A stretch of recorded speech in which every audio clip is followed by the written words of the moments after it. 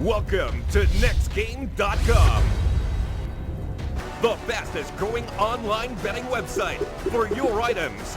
Get on top of the action by betting on your favorite teams. Which team will get the first blood, or which team will get the first Roshan kill? Get fast and up-to-date results with our matches. This is the next level of betting.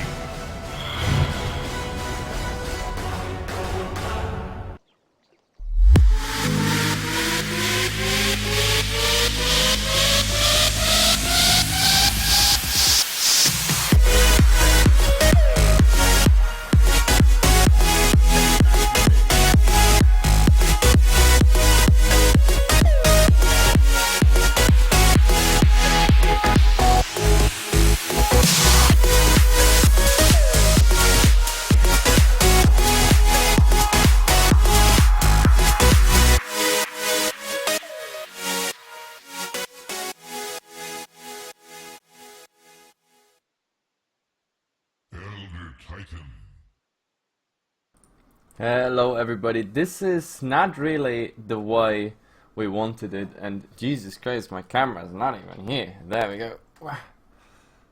There you go, guys. I have no idea what's actually going on here. Why do we have IP? And I think we're gonna go in a new lobby. But yeah, there we go. Danny, are you with me? Or is your microphone muted?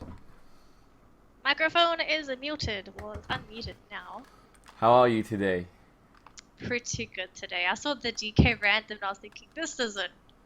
No, I was isn't like, Dota. it looked so differently. There was like the bun bar and everything was completely missing. So I was like, that's not really the way we wanted it. But either way, let's see if we get this going fast. Otherwise, we will. Oh, here we go. But yeah, some Sorry, casters take some ages to join back. Plus the teams. That's the biggest problem. Like once the lobby is up and everything, the teams always take long. Anyway, guys, so for our introduction here, it's the NXTGame Invitational. NXTGame is a new item betting platform that is coming up around Asia. I know these guys, and I like that they do Dota 2 tournaments now. There's more to come, I heard, and I love that they focus on some Southeast Asian Dota because that's what I like the most. It's crazy Dota. It's just as crazy as CIS. That's why I love to cast it. That's why it's Danelie with me, because she's our little Australian correspondent for HeflaTV. Woo!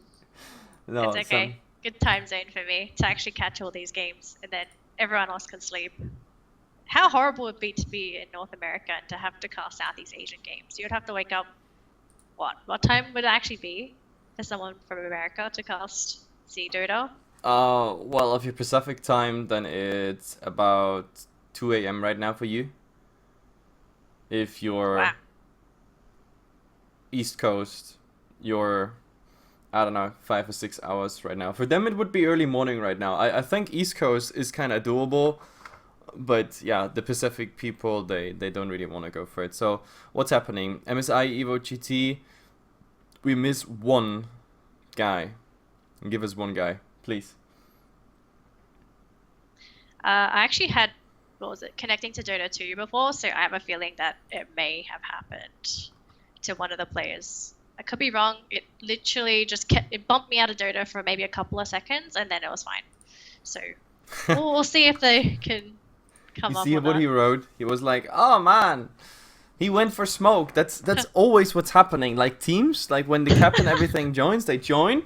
Then the admin fucks up the lobby or something like that. They start the game. Then the lobby has to be remade, and everybody's like, "Oh, sorry, he went for pizza. Sorry, he went for smoke. Sorry, he went for, I don't know, helping his grandma with the laundry or something." It's horrible. It's always the same story, and we sit in here, us, the viewers, and everybody's like, okay, wow, that's the longest lobby remake of all times. Yeah, now it's by the way, guys, it's a 2-minute delay, so for us it's you always see everything 2 minutes delayed, which means, yeah, now we have to explain you what actually went wrong. It was AP instead of captain's draft. or Captain's Mode, actually. Let's do a best of 3 all pick, just for funsies. Yeah, I mean, the all pick would be kind of interesting because you have to It be would. really fast on the heroes you want. I mean, everybody knows what draft they want. Then you go for AP, and then it's like you have to really go and pick your stuff really fast. That would actually be. I think it would come down to who has the fastest PC. Yeah, not just the fastest PC, but also who has the quickest reaction. Because, for example, you can have 2 people with computers that are of roughly equal speed. Then you have to remember, okay, I need this hero. I'm gonna have to try and they either organize their heroes. So you know how you can actually move the little hero icons when you come to the hero pick section? Just move their icons around. Make sure you have the heroes that you want on a particular corner. Just have everyone shoved off screen. So you always have the heroes that you want on like one little corner of the screen. That'd be the by the perfect way to play. The last one is joining right now, but since they hopefully get this soon going, I have also something else. Yesterday, guys, like on HeflaTV for subscribers and also for viewers, we started to make like a giveaway every best of 3 we cast. Like every day there will be a giveaway. Yesterday, I know it's been TI and I've also been really busy with other big tournament projects coming here in the future. So I forgot it yesterday. I'm really sorry about that for those people who were here yesterday and wanted their Immortals. The fact is, I will today do 2 instead of 1 giveaway. So that's coming. You just have to stay tuned. And guys, the game started, which means we are heading, for now at least, in the loading screen. And let's also hope we head directly into the draft. And when the draft is coming up, I'm gonna do like a real intro. From there we cut the VOD, so you can also watch it later then, of course, on YouTube. And there we go, finally, it's the right mode. And with that being said, guys, this is the next game, Invitational, a betting platform organizing Dota 2 tournaments here. We have MSI.EVO GT here versus team Satu Dua Taiga, or also called 123. What? How did that? It's Tiga, not Tiger. Oh my god. Tiga? I'm never gonna remember. I'm always gonna remember you saying that, and also your Yala. God, that was amazing when you're Emma. What was it? Well, so MLG? how do you pronounce that stuff, please? It's just Team Satu Dua Tiga. Just call it 123. Dua Tiga. Yes, Okay, Tiga. I call them 123 because that is somehow easier. I don't know why. It just has a ring to it. Satu Dua Tiga is 123. If you haven't picked that up yet. Oh. See, that's why you're here. You're the Southeast Asian inside. Anyway, to round this up, my name is Heflamoke here, and the much smarter girl next to me, or not even next to me, but some 1,000 kilometers next to me, but on the microphone next to me, is Danelie cast. And let's go into this. We have a normal draft. Let's see how much TI influence this one is. Yesterday, we actually saw quite the standard draft, to be honest. Nothing was really C surprising, something that is like special for C.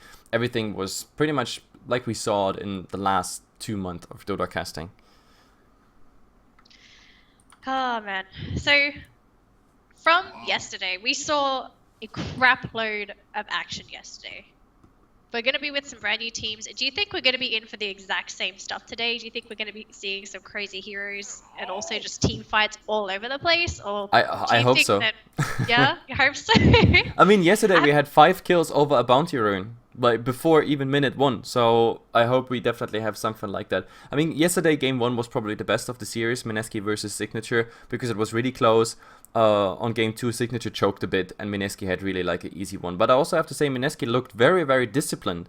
I mean, we know them for being very aggressive and everything, and also overextending at some point. But Mineski yesterday, they were waiting for Roshan. They were going tower by tower, just making sure that you don't drop that 10k advantage. They went for a 15 and a 20k advantage, and then went high ground. So to be honest, I really think this is the TI. The TI is influencing teams. They say like, man, look, if you play like this, then we're gonna win.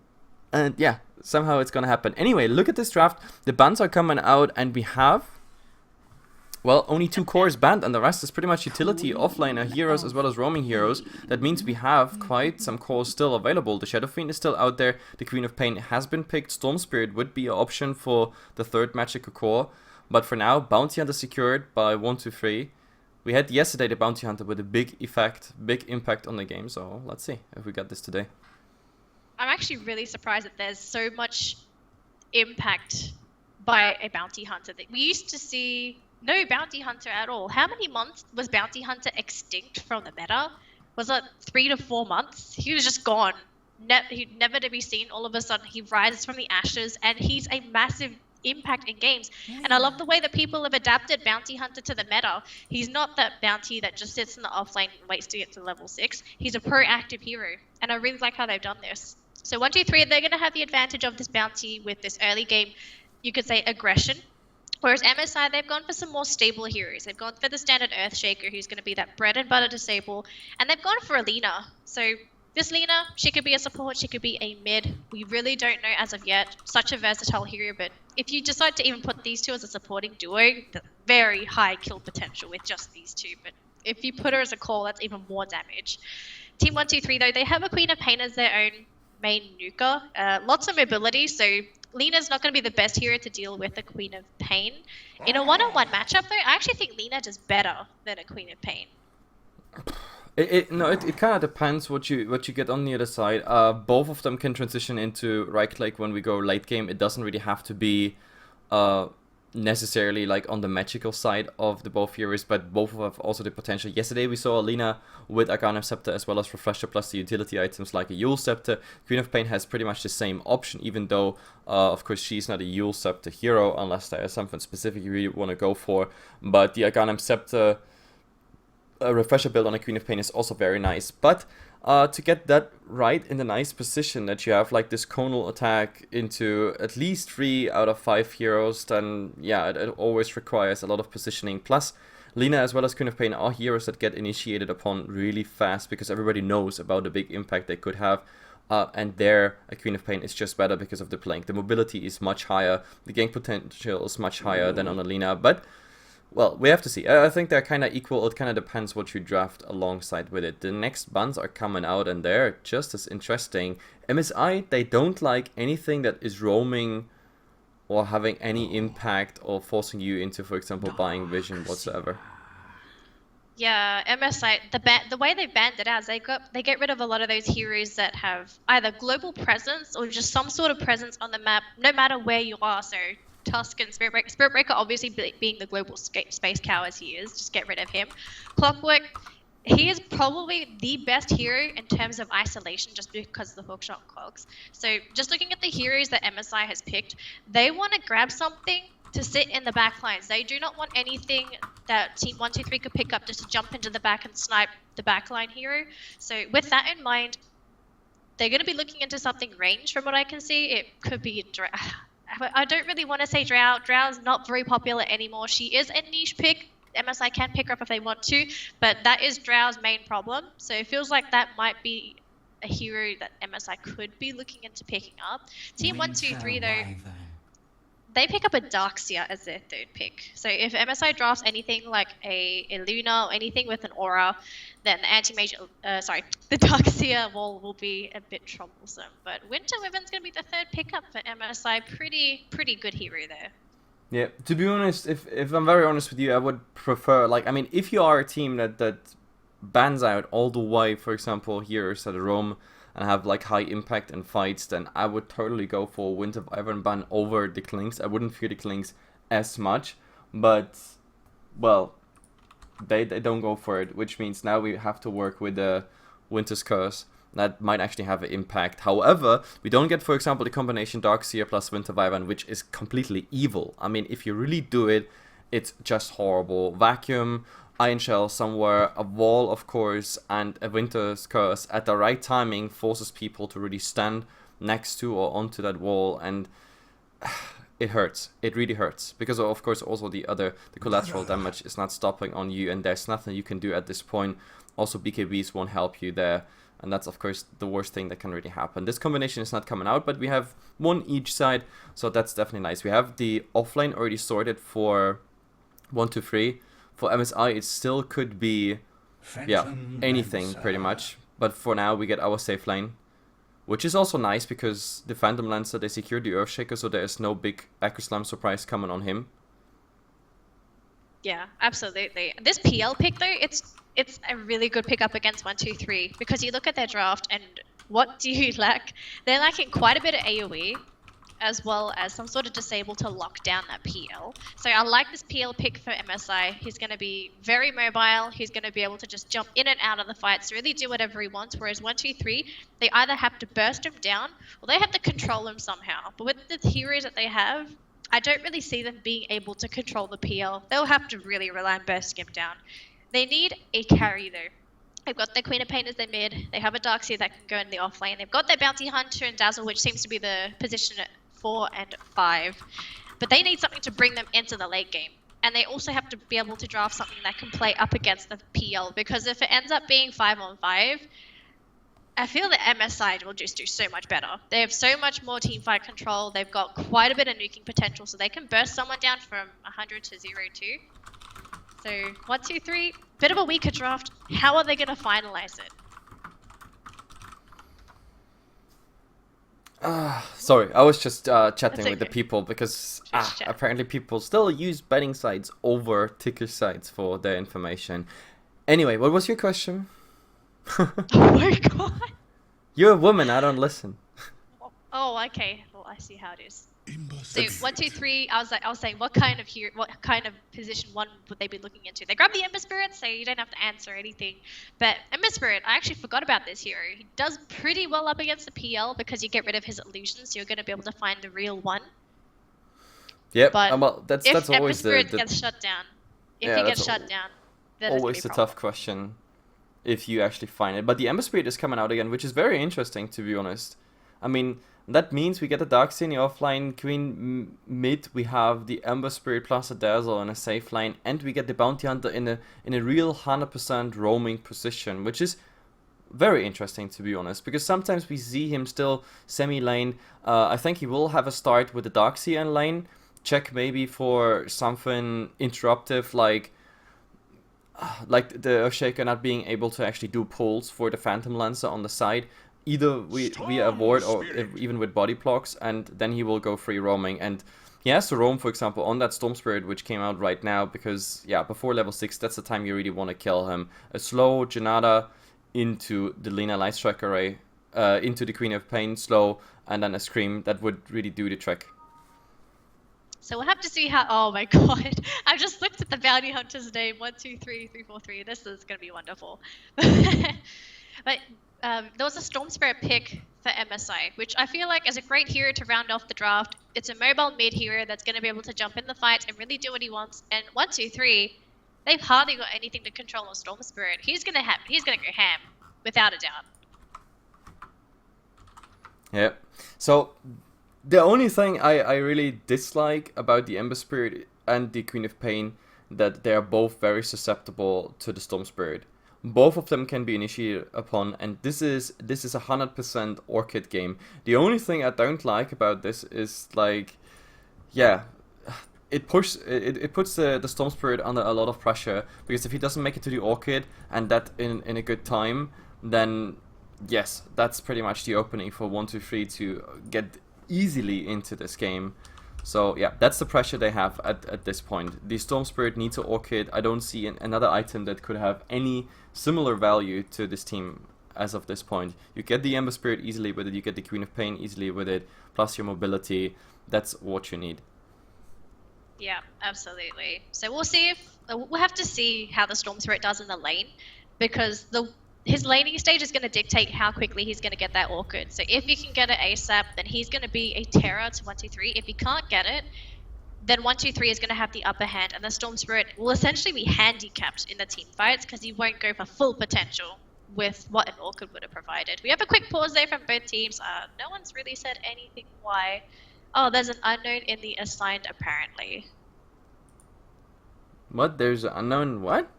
So one of the players has said there's an unknown in the unassigned. Oh, I see. So I'm not too sure if that's a problem.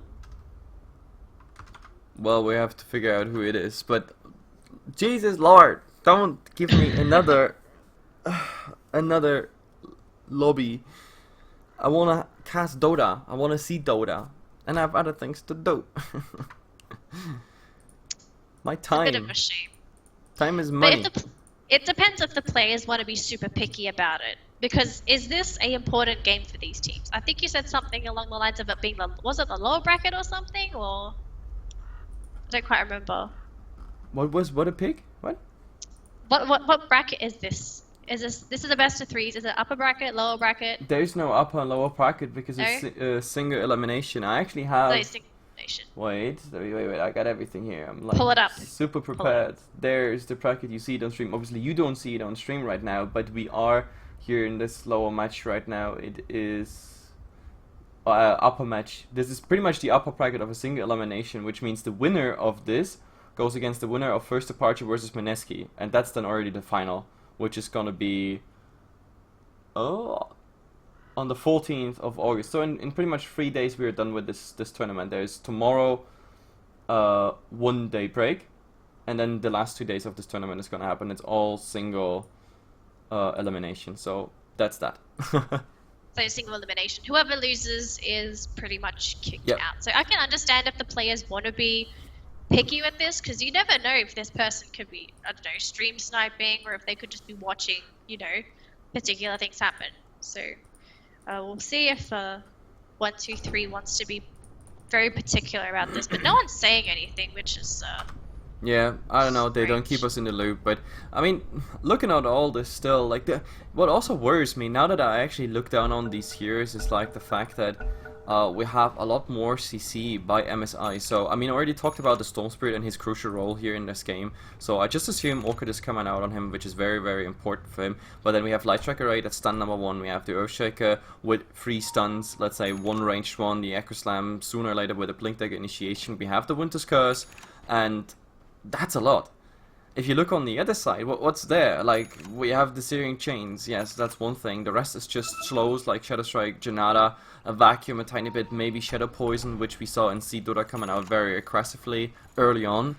But that's pretty much it. So for 1-3, this is coming down to a very, very systemic game where they can't really go for the big fights because they might run into CC they cannot handle, not if they don't not have an advantage. Anyway, before we analyze this to death, let's go into the real game, introduce the players. I go with the funny team name. 1-3 Ben here is playing the Ember Spirit. We have Minerva on the Dazzle. Then 1-2-3, 3-4-3. Okay, that's a beyond retarded name. Is on the Bounty Hunter. Now with the Iron Shell, which is of course very good. We have Kang. I love this name. It's the Darkseer, and last but not least we have Yamate, obviously, on the Queen of Pain. And now let's see what's actually happening here. They already have Vision on the Bounty Hunter. There is another Sentry. They really want to go for it, but the right clicks, they're just not enough. They're just not enough. So this is 2 Sentries out for the Darkseer with the Iron Shell, and that was really, really worth it. That's 200 gold down the drain. 200 gold. So bit of a disadvantage there for MSI to not have those sentries to work with now. So big win there. Even though 343 almost possibly gave his life away. But anyways, on the side of MSI, playing on the Dire side up towards the top, we're going to have DJ playing on our Storm Spirit. He's going to get the safe lane farm, so MSI putting a lot of priority into him actually. He's going to be protected up by Cast, who's going to be playing on the Earthshaker, looking to possibly throw a Fissure out to Kang once the Storm Spirit is ready to jump on him. In the mid lane, we have Rio playing on the mid Lina, and might actually be jumped on by the Bounty Hunter if he decides to come down to that mid lane. And down bottom, we've got a dual lane. We've got Boombax playing on the Winter Wyvern, and finally Raven, who's going to be on the PL. Your thoughts on a aggressive dual lane PL Winter Wyvern combo? Do you think this is going to be effective? Well, if there's harass coming in on the Phantom Lancer, which naturally happens just because it's dual range versus a Phantom Lancer, then there is of course a nice heal potential by the Winter Wyvern. He can also zone out the Queen of Pain kinda a tiny bit, but the Dazzle of course will counter heal. And now look at that Bounty Hunter. He was guessing top to snipe it. Now he's in mid. Nobody's actually going for anything yet. The gold is not there for the Lina to actually buy something. Nothing else is really coming out. Bottle should be the first item if she really wants to go for it, but damn it, he's hiding here. Like, all my eyes are on this one. I wonder if he gets it. MSI has to know this is happening. Bounty is missing from the map, he's nowhere to be seen, and he's probably going to go for a courier snipe. So if if MSI is aware of this, they're probably going to do what a couple of teams have done at TI. Just wait for the courier to be flying and then possibly send it out. The bottle has been picked up, and it's actually for the Storm Spirit. He was going to send it to himself, but he actually cancelled. So I think they are anticipating this. Oh, they're just going to buy a double bottle. Lina. Oh, This hurts. might be tragic. I think no, Cast is Cast. here. Cast is here. Cast is gonna pick it up. I Yes. like this. I love this. The team's so diligent. They knew the courier snipe was coming. Good stuff there by MSI. That's the right thing to do. Bottom, we had a nice little opening here on the PL. It's a lot of harass damage coming in. He still has one tango on himself, some stick charges, so he's okay for now, but you already see the pressure on him. While the Lina, for example, in the mid doesn't get any pressure. The Ember Spirit really gotta be careful. And now there's the bottle guy. It's the milkman. Cast. Backs down bottom. That looks like he might give first blood. Actually going to go for the cold embrace, and that's going to keep him alive for a little bit longer. Minerva trying to do something, but unfortunately, Boombacks look like he will get out alive, but without a lot of, I guess with a lot of damage done, just because of the dagger. So unfortunately, that's going to be the PL's defense or support really. Sent back to base. Oh, it's just going to go straight for all the cold embraces. All right. Well, and now the bottle also delivered to the Storm Spirit. I mean, Earthshaker is at the moment probably even slower than the courier, but well, that's that's how it is. Bottle is there safely, and the Bounty Hunter so far pretty much useless. If you really, the bottom line of what he's doing at the moment, the only thing he did so far in this game is baiting out 2 sentries.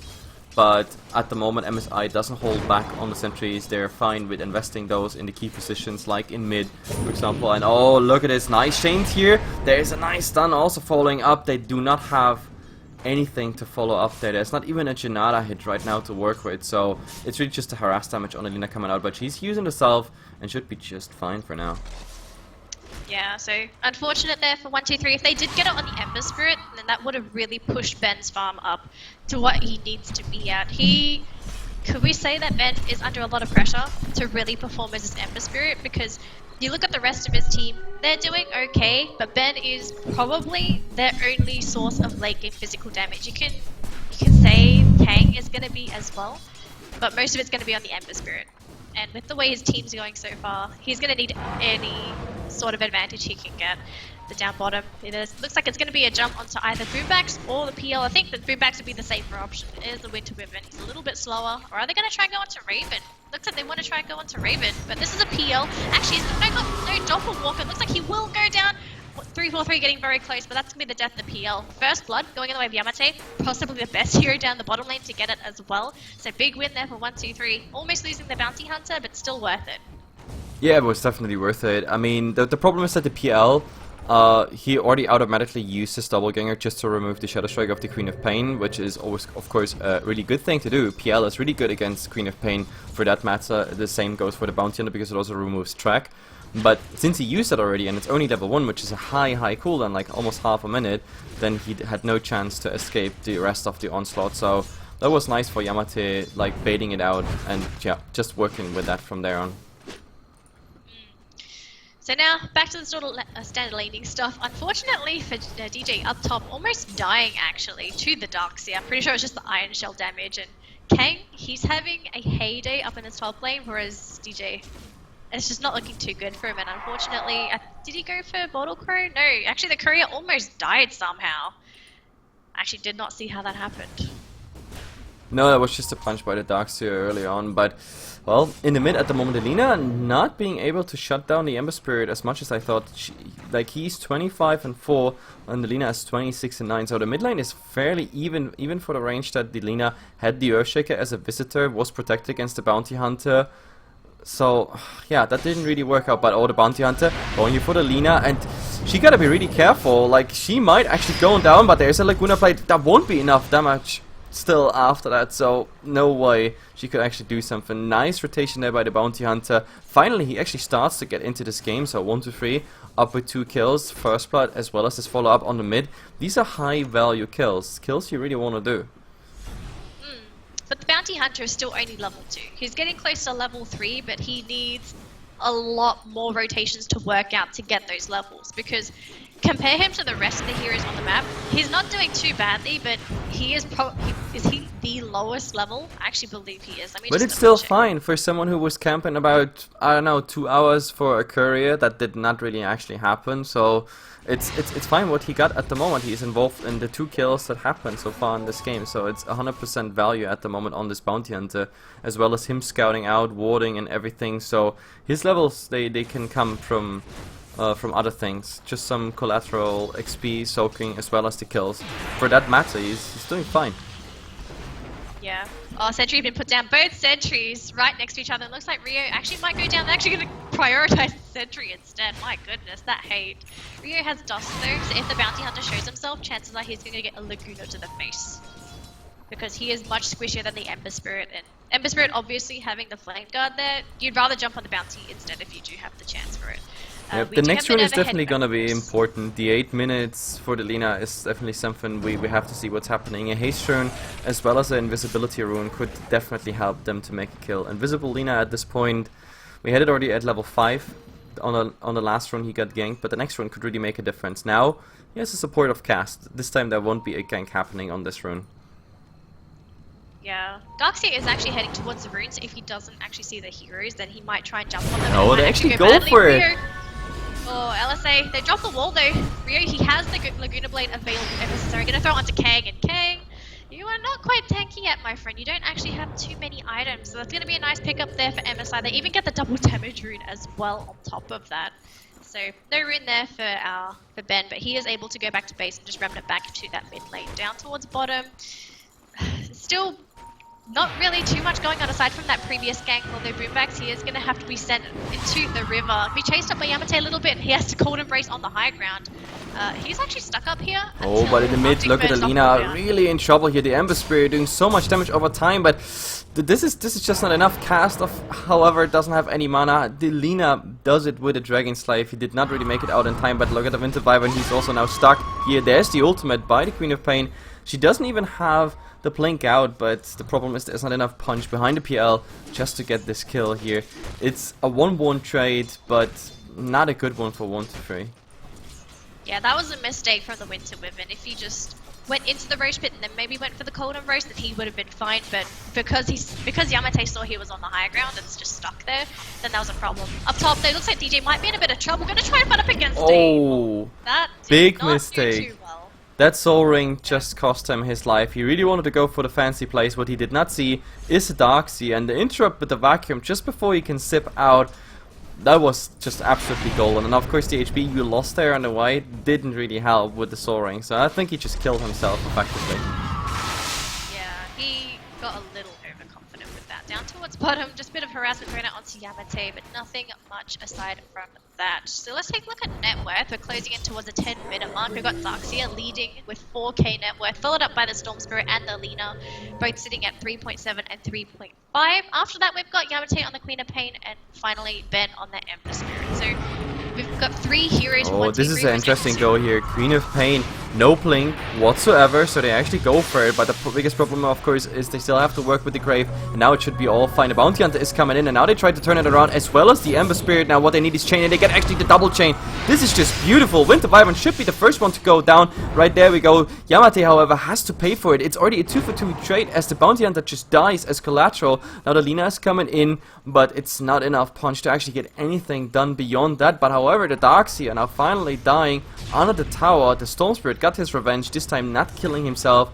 So this kill by the Storm Spirit actually makes it a okay-ish trade for MSI. Yeah, that final kill at the top lane just pretty much tilted it into MSI's favor. So good stuff for the Storm Spirit. And yes, like you said, he did not kill himself again this time, but there was only one hero up there, so it was much easier for him to actually get the kill. 1, 2, 3.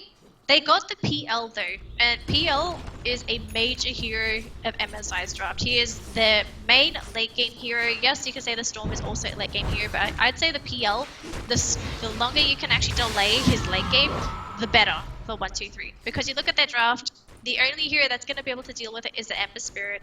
And if Ben does not get the farm to deal with the PL, then who is going to deal with it on 1, 2, 3? I guess you could use the Darkseer wall to replicate illusions, but that's about it. Once the wall is down, what do you do? I think we have a go here on the bottom. There's already some harass coming on the Queen of Pain, but there is a full bottle because they did the bottle swap with the Dazzle TPing in, so he pretty much had 6 bottle charges to work with, and there's still a lot more. But look at this, Yamate blinking forward, wanted to kill him off with the Scream, and now he's dying instead. So much damage coming out, especially with the Earthshaker being somewhere in the trees, hiding that fissure, so that was not the way they planned it. It was a nice play by Yamate, but MSI just one step ahead there. The game looks pretty equal at this Oh, point. but in the 12 mid, minutes. Oh, look at this DJ. goal on the Bounty Hunter. I don't even think that dust was needed. He would have died in that Remnant, but nice little go by the Storm Spirit. Of course, also equipped with a double damage run. He just wanted to be sure. Just pop the dust, make sure even if he does survive by a sliver of HP, then at least he managed to get the hero. So I like how DJ's playing safely now. He realizes his mistake. He's going to try and do everything as safely as possible to make sure that he manages to get out if he can, and not to just overcommit. Now, we might see some action in the mid lane. No, we just have Kang just running around behind the Ember Spirit, making sure that if MSI try to jump on him, he's going to be there. But Kang's just kind of running around idly and then probably waiting for the jungle creeps. He's going to go for a pull. It's almost the 12:52 mark, so he's going to wait for it. That's about it. Just go for a pull. It's actually pretty quiet now, considering we had quite a few kills, and then both teams all of a sudden just kind of slowing down. We almost have the level 6 on the Winter Women, which means that Winter's Curse is going to be on the field, and 1, 2, 3, they have to be very careful where they're positioning. You cannot just run into the fights willy-nilly once Winter's Curse is there, because you will get stuck together by the curse, and you never want that happening, especially with the amount of AoE damage that's coming out from MSI. Even though you're going to have 80% damage reduction, any sort of damage, it's really going to hurt you once you come out of that Winter's Curse. We have a smoke going on here into the bottom rune, and I think the PL might be the target to go for, but they have to work with at least one doppelganger. They have to overcome this. They need initiations with the chains, but they decide to go another direction. They are like, nah, that PL is just too hard to kill at this point. There will be other rotations coming in. Delina, however, is in the mid, and she just finished her Yule Scepter, the item pretty much which is perfect for this fight. They wrap around, however, there is not a Winter Wyvern there as well. There is a Winter's Curse to work with. He is just level 6. This is just bad. This is really deep in there. Ember Spirit is really going in. He has to ram them to the other side, but clearing out all, pretty much everything. It's just a fall from back. At the moment, Cast is going down in the wall after he got the Echo Slam down. Also, the Winter Wyvern somehow dying. He didn't even get his spells off. I don't understand. It's a really poor engagement by 1 to 3, and it keeps on going. Alina is now coming in, and there is some revenge, at least on the Bounty Hunter, but everyone else seems to get out. The PL still a bit under focus here under this tower with 3 healers just going around everything. The doppelganger, they try to do something. Yes, the chains interrupting that TP, and they get even another kill. This was a very, very strange fight for MSI because they had the advantage by position and also by spells and level, but the spells just didn't come out. I found it peculiar that the Winter Women was very hesitant actually in using the Winter's Curse or using anything in the process actually. So oh, but we might actually have a go here. Try and get the kill. Oh, unfortunately mistimed. If they had that perfect, it's not quite a mistime. You can't actually really do it. Like there's still this little gap between the Yule Scepter and the Light Strike Array. The Remnant will always go through. Are you sure? I'm pretty sure if you time it perfectly, as in no, because there's a 0 cast time on it. Like it's an instant thing. Like just the whole blinks and zaps and everything, they don't work because they have a 0.1 cast delay and everything. That's why you really can time it perfectly with the Yule Scepter, but I don't think you can actually do it on a Remnant. Doesn't really matter. The fact is, it just didn't happen, and the Ember Spirit. I'm really surprised that they went for such a good fight. Like, you went balls deep between tier 1 and tier 2, and I thought like, wow, okay, PL cast is there with Fissure as well as Acro Slam, but they kind of kited them and owned them just by positioning. So, as I said, MSI taking a really poor fight, but we have at least something now also happening. We have the track coming out, which means the future fights. Oh, talking about future fights, there's a Yule Scepter here. He was stunned before, but nothing's really happening. Cast just making a nice little picture of himself, which works on a creep, but that's pretty much it. And then works on the tower. That's a wasted wall from the Darkseer, and that's going to be on cooldown for 85 seconds. No, it's the old wall. Oh, the old, wow, okay. Never this mind is then. from the previous fight. It's still standing in the same it's actually position. still there. Wow, I actually didn't realize. I think. Like, no, I'm pretty sure I put that down. It's got 100 Okay, seconds never cooldown, mind me. and it was No. on 80 Oh, but seconds top. when I took We have to go here on the Phantom Lancer, but Yamate is gonna finish it off. It was not enough damage by default, but with Yamate coming in, that did just do the trick. But yeah, I don't know. The wall before was almost in the same position. I think just a bit higher, like this. So yeah, it was actually a new wall. I'm sorry about that. I'm a bit sleepy, but look at Alina. So much arrest damage by these chains. Now getting healed up, of course, by the Wind Survivor, and that's a good thing to have around all the time. The Ember Spirit is still decent amount. They could still go for something if they really want to.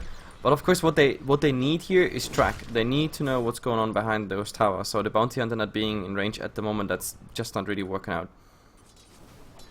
Actually, Bounty Hunter's up top, just trying to find someone else in the jungle, but no one's up there for MSI. MSI is just kind of doing their own things. They've got 2 heroes bottom, 1 mid, 1 the Fountain, and 1 that's actually going to be heading into the jungle, and that's Raven on the PL, so the Bounty will spot him out. I wonder if 1-2-3 is just going to go for a straight rotation once they realize that Raven is in the jungle. I think they'll only go on to him once they actually get a track off, so that they know which one is the real PL. Can you just spell track, actually? I think you can. What? Can you just spell track? Yes, of course. With the Doppelganger double, yes. dispels it. Doppelganger. Shadow Strike, Drag, pretty much, even Poison Touch. So with one of the Doppelgangers, you can really get rid of it. However, if you get a track up that is after the Doppelganger, then that's of course something really good to happen. The Ember Spirit doing some arrest damage here, bottom on them, trying to get some chains up. There's still a smoke cast, which could be like the surprise factor to a fight. It's not gonna happen, however. They're just remnanting out, and that's pretty much it. Queen of Pain getting the deny here in the mid, and nobody's really going for anything. I mean, this tower in the mid was more or less brought down by here and there some chip damage and mostly creeps, but oh, bottom, they found the Ember Spirit this time. With the stun, it actually worked out. I think that was with the Fissure as well. No Winter's Curse was deployed, so nice pickup there for MSI. And are they going to transition this into a T1 push? They've got 3 heroes down here. There are 2 heroes ready to defend by 1-2-3, but it's only a Bounty and a Darkseer though, so they don't really have the best poke. And these heroes, yeah, I guess there is Surge, but they can still be kited with disables. Winter's Curse is still available as well if necessary, but looks like they're just going to leave. MSI not even going to bother for a tower push. They're just going to go for kills and go. Yeah, the Bounty Hunter just making sure they have perfect vision on everything, so that's absolutely fine what he's doing at the moment. Like, MSI, despite the fact that they still have like the CEC advantage, they can't really go for any initiation if they're all tracked. Like, the Storm Spirit is the only one with a nice range initiation besides Fissure, but Cass was tracked up and everything, so he doesn't have a Blink Dagger, which has to come out, I don't know, minute 30 or so, unless he finds some nice kills. He went for Arcanes as well as Soul Ring, so the double load of mana sustain. Unless there's a Blink Dagger on the Courier and I completely missed it. No, this is gonna take ages for him. He's not even close. So I found it interesting that you made the prediction that he was the Storm Spirit was going to go for an Orchid. He's gone for a Bloodstone instead. So does it feel like he's just gearing up for the late game with that Bloodstone, just picking it up early and hoping that he can rack up kills with it instead of the Orchid? Or do you think that he may have been a little too squishy to go for that straight Orchid? I don't like it. I mean, I told you earlier in the draft, I think this is, if this is an Orchid game, then yeah, then that's that. But apparently, it's not gonna happen. So Storm Spirit not going for the Orchid. I don't think the Orchid is actually worth it to go after the Bloodstone and everything. He's so far away from it. Let's see what's actually coming out as a second item for him. But to be honest, 1-3 they also played in a manner that, like, the Storm Spirit didn't really have the most openings. Not to mention that the Storm Spirit didn't have the best line. I mean, against Darkseer it's always hard to CS. It's hard to be under the tower. He even died once, so maybe that's something that slowed him down and made him go for a bit more tankiness over the Orchid, the aggressive build. They will regret it, however, against the Ember Spirit mostly, because the last fights they won, the Ember Spirit won by mobility. Let's see, there's the Queen of Pain. Now, for example, we could need a Orchid, but it's not even needed if you have a Laguna Plate. Easy going, double stun, into a big burst ultimate. That was good reaction timing for MSI. Queen of Pain almost managed to get away, and then just clipping her with that Fissure just kept her in place for long enough. And it looks like they're finally going to get a tower. Bottom T1 tower for MSI, and that's going to be all of 1-2-3's towers down. There is one hero defending up top, and it's Raven on the PL, but there are 3 heroes here for 1-2-3. They do manage to bring in the Winter, even though just in case they try and jump onto him. Is 1-2-3 considering this though? They have 3 heroes. I wouldn't say this is an ideal situation. They do know that the Winter Wyvern is here because he just dewarded one of the Radiant Observer wards, and it looks like they're just going to back up. They're worried that there could be some more rotations. So, which is the right thing to do, because at this point the Phantom Lancer is tanky enough. His next step is gonna be a Diffusal Blade. And this is coming out pretty much soon. He has enough for the recipe and needs another 450 for the Robe of Magi, and that's pretty much it. That's a bad timing, to be honest. I mean, for 1 to 3, because that PL is right now tanky enough. If he dodges, for example, the big ultimates like the Queen of Pain Sonic Wave, and from there on, it's really gonna hurt. But let's see. Maybe he's also gonna be called out singly, like now, with that smoke. Doesn't really look like it. They're not really going for it. He's heading south again. There's actually a track here on the Winter Viper, but maybe this time he gets the Winter Curse out. At the moment, they're working around it. The Ember Spirit is coming in. Still a lot of magical damage. There is a Winter's Curse. They try to focus on him, but it's just not working. Look at this vacuum ball. It's beautiful. On free, and look at the Bounty Hunter now going totally ham. There's also a Laguna play just randomly thrown out, but they're still all surviving. Lina with a haste rune. Everything should be just fine here, but in the mid, the fight pretty much continues. The Storm Spirit trying to work on the Ember Spirit, but no Orchid or nothing to actually get it down. Yamate jumping forward, getting the Lina, however, on the tower. Of course, if you have vision with track, that's pretty much easy to achieve. There's still a Storm Spirit around here. The Ember Spirit is going in. Chains, actually, they connected, but now Yamate jumping forward, but the Storm Spirit just having too much mana pool left to sip and sap away into safety. However, look at Yamate. Wow. He really wants to go for it. The right click, and now that should just do the trick because he has an Orchid. But then there was the Bloodstone deny. So I guess that's a value Bloodstone. The only problem is that he had to deny himself. So he's down to 6 Bloodstone charges. And that's something that you don't want to do when you're going for a Bloodstone Storm Spirit. You want to accumulate the charges, not kill them off because you have to continuously suicide or die. So this Bloodstone, hopefully it works out for the Storm. He is going to go for the Orchid that you said you didn't really like earlier. I still think it's viable. There are a lot of heroes in 1, 2, 3 that are spell dependent, so just having the Orchid is going to be nice. Even though it's a little bit late. So looking at the net worth overall, this game is so even. There's really no one you can say has a definitive advantage right now. The fights are going forth and back. They're spreading out really fast. However, 1 to 3 still find a decent amount of kills, and they have track on top. So again, it comes down to the topic we asked yesterday about Bounty Hunter or not Bounty Hunter. The simple fact is, if you trade even and you have a Bounty Hunter, then it's just much better. But in the mid, Winter Wyvern, that's just too far out. He can't even use any spell to help himself right there. Orchid is just doing so much work. This Orchid on Yamate will do really a lot of work from here on, especially because it's just perfect against almost everyone in MSI. Just as it would have been the other way around. So yeah, again back to the Storm Spirit. Didn't go for it, but apparently he will still go for it. I think it will benefit his team a lot just to have that Orchid, so there's no problem having it. It would have been nicer to have it earlier, but we'll see if it ends up paying off, because when he has that Orchid, it means that he's going to have solo kill potential. He can jump on the Queen of Pain and just try and go for a kill under her, even though she has an Orchid herself, or maybe even try and jump on the Ember Spirit, because Ember Spirit as a hero, if you can't do anything, he is still very squishy. You're going to go for a solo kill under the Queen of Pain, not quite there though, double damage rune and the Dazzle nearby. That was so close for DJ. If he got the kill, it would have been great. But they're going to do it onto another hero. This time it's going to be Kang on the bottom lane. Raven is actually here too. Pops the mechanism that looks like Kang will definitely explode. Ember Spirit going to come in from the backlines. Raven. Oh, they lost their PL. You do not want that happening. All of a sudden, the Storm Spirit going to be jumped on. But looks like he will be okay. No mana left. Trying to bottle up. The Rio is nearby with the Yule Scepter available. Does Zen really want to commit? So he's going to try and come in. They're going to go for the Dazzle ult, and are they going to try and go for the stun? It will connect with the Visual. Laguna Blades there to net the damage. Winter's Curse, Echo Slam, and a Curse. But looks like Ben's going to survive for that little bit longer. It does! There's going to be a beautiful ult by Yamate. They do end up keeping the Ember Spirit. He is still nearby. And Earthshaking going to pay for his life instead. In the middle lane, though, looks like 3-4-3. Our Bounty Hunter has been caught by DJ, but he is on a limited mana pool. Not going to continue on chasing because he's worried about backup. That was so messy, and MSI commit everything to the Ember Spirit, and they didn't even get him because of the Shallow Grave.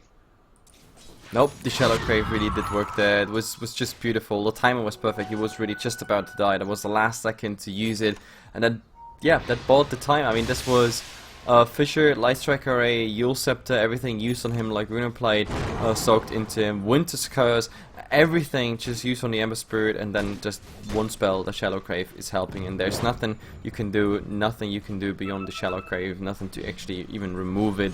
So yeah, that's pretty much that. Again, the fights are really spreading out, long chases, but somehow it works for 1-2-3 at the moment. They don't have the CC, but as I said, if you have a Shallow Grave, then sometimes you can soak up all of them. So I wonder how MSI is going to deal with the Dazzle, because the Dazzle has been a problem. They can try and send DJ in there to snipe the Dazzle, but he always has to worry about the Queen of Pain, has to worry about the Ember Spirit, he just has to worry about being burst down. So they don't have a clear way of just dealing with the Dazzle. They can probably just zip in, maybe go for an Orchid, zip out, just fight the rest of his team. That could be an option.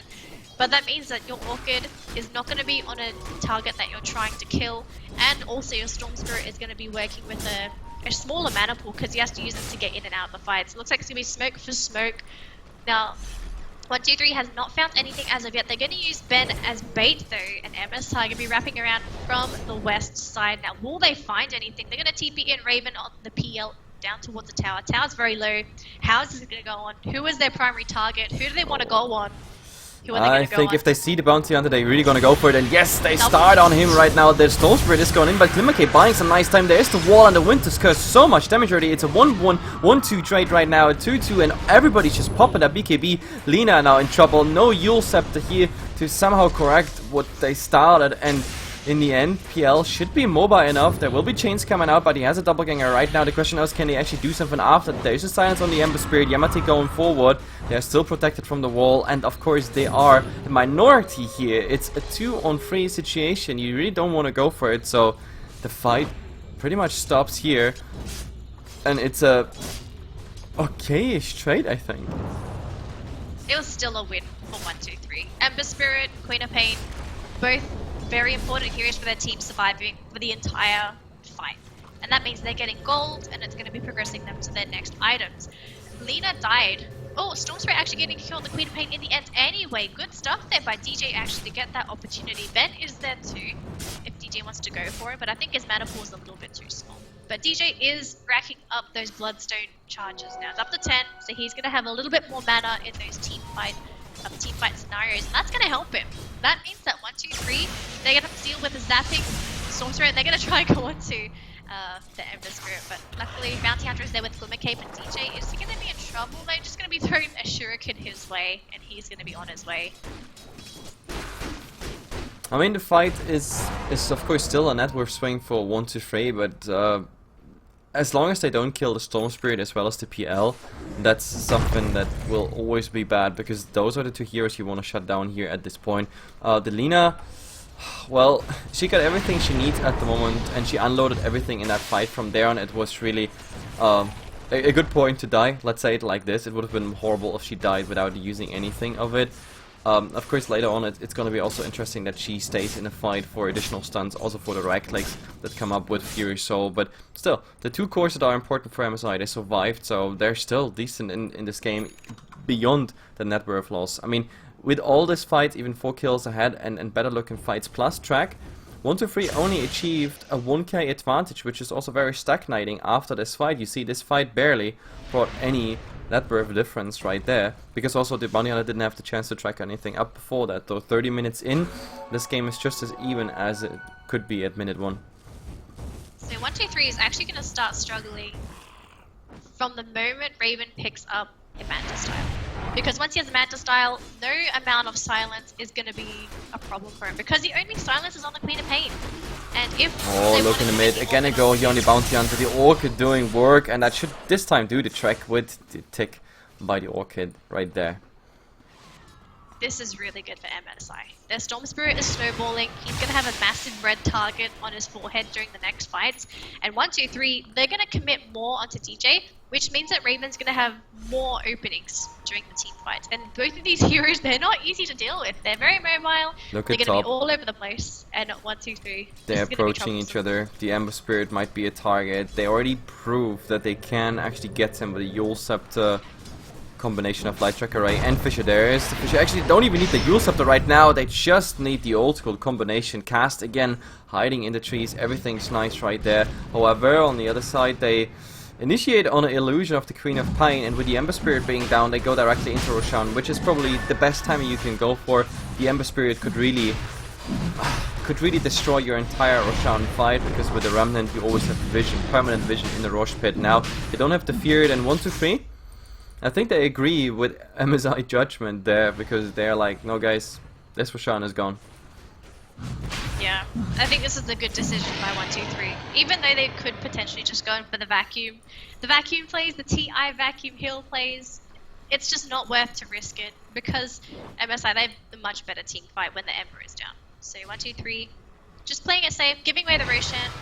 They're gonna have to try and stall out the Aegis, make MSI waste it, and hope that they don't actually get any objectives with it. If they have to, they can even sack the T2 tower up top and hopefully just stay in their base, hope that the Aegis either expires or MSI actually overextend maybe in the 1, 2, 3 base, but we'll see if they can actually hang tight and hope for the best. For MSI, still farming away on their heroes. PL sitting on 2.2k gold. He's actually got enough to buy his Manta style. Oh no, actually not quite, sorry.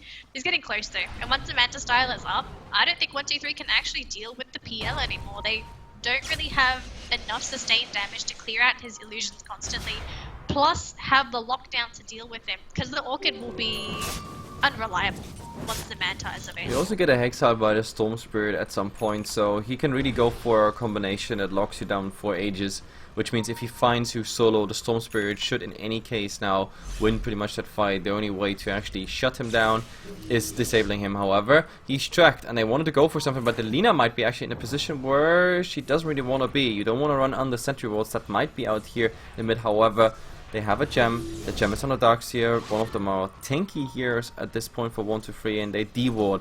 Even though this de-warding comes, of course, a bit late, because right now you just really want to have it for rotations, and the Rune Vision Roshan is already gone. Talking about the PL, he is already going for that tier 2 tower, and there's nothing 1, 2, 3 is doing against that. Raven's actually going for a Skadi, which means that he's going to be tanky. Oh, down bottom, Echo Slam. They actually want to take Ben out right away. They do use everything. They unloaded Echo Slam, they unloaded Laguna Blade, and up top, they get an advantage by the T2 tower. They're going to go for Winter's Curse onto Yamate. Can they actually get it? They have an Orchid available on the shore if they have to, but actually, where did Queen of Pain go? Did they actually get her in the end? No.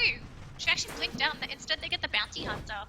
I think that may have been a misplay by the Storm Spirit. No, that was also a misplay by Yamate. That was panic. That was total. No, wait. I'm totally confused. DJ, because he had Orchid, he used it, but did he actually use it on Yamate? I think he used it. I think he did. Oh no, BKB, sorry. Oh no, Yamate didn't even use BKB. That's what I'm saying. Calm down. He did not. He did not use the Orchid, nor was the BKB used, and I was really surprised. I mean, he went instantly for the Bounty Hunter, which is fine, so they got at least 1 kill out of it, but I think he just didn't manage to get the click on the Queen of Pain because she was in a load of creep. That's my guess, but neither of these items came out. It's very peculiar. I think MSI maybe got a little overconfident. There's no reason they should not have used the Orchid. Yeah, especially because the Queen of Pain was a target you really wanted to kill, even over the Bounty Hunter. Like, her being down at this point, it would have made a big dent. She doesn't have a buyback, which means that's a secure tier 2 tower. Now you still have to fear, for example, Sonic Wave, while the Bounty Hunter has a much lower respawn timer, which means by the time you're done with this tier 2 tower, he's already back and going for tracks. So yeah, I'm not really sure. I guess it's okay, actually. I think the reason is that because the Queen of Pain is BKB, even if she was Orchid, pop BKB, but I think using a BKB charge would have been more effective than actually just killing a Bounty Hunter. Because that means that Yamate's BKB would still be on cooldown by now. Well, it's not just that, yeah, like, I mean, it would have in any case be better to go for the Queen of Pain, but it just didn't happen, so all the tier 2 towers going down. I mean, the upside of this tower loss for 1, 2, 3 is that 3 of those towers got denied. So 3 out of 6 got denied. That's of course a good thing for 1, 2, 3, but that's the only upside. When it comes to structural damage, MSI is just moving forward because they find the right positioning. We still have the Aegis on the Lina and they can still do something with it if they really want to. There's also some nice sentry vision coming out in case the Bounty Hunter is sticking around. I'm not really sure what MSI is doing at this point. Like, do they want to continue? Do they want to force a fight with the Aegis, or do they just fall back, say we are safe for now, and we just work with what we got, make this advantage even more of an advantage, 10k, 15k, something like that, and then we try to go high ground, because high ground is not a safe thing to do for MSI at this point. You could easily get repelled, and you can lose the 7k advantage you have at this point via tracks and kills within seconds. Within one fight, you can make the swing. I actually think MSI has decent push though. Just chip damage with the PL. Just have him throw the doppelwalk, throw the illusions at the tower with the creep wave, and you could just slowly chip away at the tower like that. It's safe, MSI will be in a decent position, and no one is going to be putting themselves at risk. So they could absolutely do that with Raven. Actually, Yamate being chased by an army of illusions. Already his mana pool is down to 2/3 already. And looks like the high ground push is actually going to come now for MSI. 1, 2, 3. Actually, there's been a zip in, but they're not going to commit onto anyone just yet. Ben already popping his flame guard, so he's not going to have this for the next couple of seconds. And that means that MSI might get these Raxes for free. Ben's still there to throw out the Slider Fist. LSA not going to connect onto anybody. T3 tower is down. But how does MSI want to go about with this tower push? They're going to use their PL illusions? It looks like they will. It seems like they might actually go for a slow siege here. I mean, there is a double ganger, you can send them in, but of course those illusions, they don't really make a dent. Going for the meteorax, if you don't really commit for it, that doesn't really do the trick. We have the Storm Spirit just trying to go for a split push on a second lane, but it looks like they're not really committing to it. It's just pushing it in, locking 1, 2, 3 down while the Storm Spirit is farming somewhere else. But even the Storm Spirit is not committing to that lane. He's not pushing it further into the tower. He's just going for the jungle, and that's pretty much it. It's an interesting play, to say the least. MSI could at least take down the range Rax. That Rax does not regen, it's got much less armor compared to a melee Rax, and it would be the much safer Rax to take, honestly. Just chip it down, take it down, then the creep wave is always going to push, whereas if they leave it as is, the creep wave will stay equal, no matter where it is. You see what MSI wants to do. They're still hanging around all over the place, but they're not committing anymore. They've backed up. They're not just going to go for a push on those mid Raxes, whereas 1, 2, 3, they're together. They're trying to get a kill onto DJ, but he gets out with just a sliver of HP, and he's got a little bit mana left. He has a bottle ready if necessary, and he's going to start bottling himself up. 1, 2, 3. Oh, Yamate though, he really wants this kill. Ember Spirit and the backlines though, well that's not the backlines, that's actually towards the base. They lose the Ember Spirit. Kang, it looks like he's losing his life to Raven as well. He will go down Anchor's and keep that mountain hunter in place. It looks like 3 heroes are dead. They do get the kill onto the Storm Spirit with Yamate, but their base is under siege. And Yamate, he's TP'd back, but it's only 2 heroes, the Dazzle and the Queen of Pain. That's GG. 1, 2, 3, they know they can't defend. Very interesting, to be honest. I mean, Yamate chasing there the Storm Spirit, eventually also getting the kill, so yeah, clap, you got that one, but in the meantime losing his base.